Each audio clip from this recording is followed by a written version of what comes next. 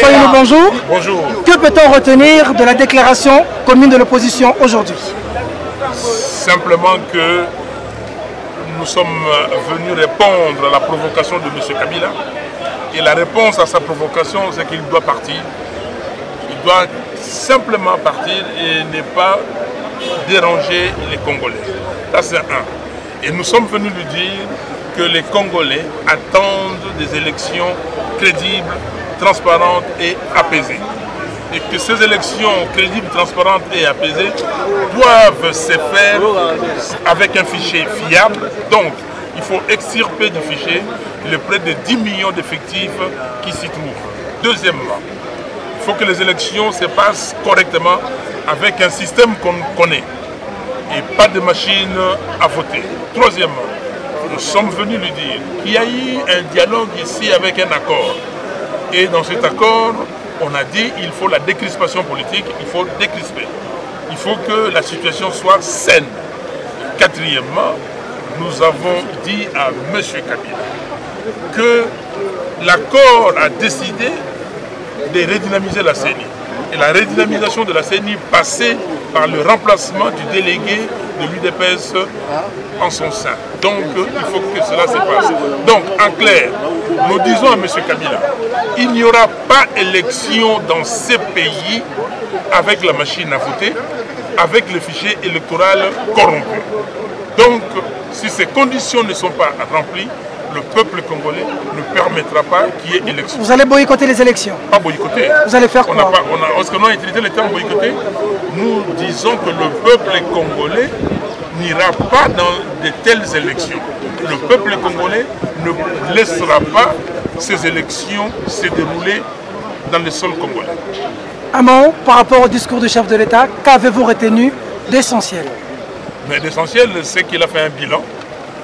Un bilan, je vais dire, mais il n'avait pas honte de lui pour confondre les chiffres. M. Kabila, bon, ce n'est peut-être pas de sa faute, il ne connaît pas la notion de la valeur présente. Parce que quand vous dites 3 milliards de dollars en 1960, vous devez savoir ce que ça représente aujourd'hui. Quand vous dites que le PIB du Congo était à 14 milliards en 1997, vous devez, pour comparer avec les 50 milliards d'aujourd'hui, il faut savoir qu'est-ce que ça représente aujourd'hui, ces 14 milliards de 1997, et si vous mettez le taux de croissance, vous serez à combien? M. Kabila devait se dire que l'Afrique du Sud a à peu près la moitié de un peu plus que la moitié de notre population, mais l'Afrique du Sud a un PIB de 500 milliards de dollars. M. Kabila devait savoir que le Nigeria a le double de notre population et que le Nigeria a un PIB de plus de 500 milliards de dollars.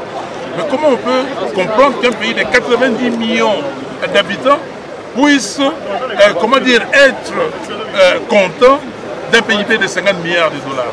Comment est-ce qu'un monsieur qui prétend avoir été à la tête du pays pendant plus de 17 ans peut dire que si le peuple congolais souffre, si le Congo a des problèmes aujourd'hui, c'est à cause du fait que les Congolais font trop d'enfants?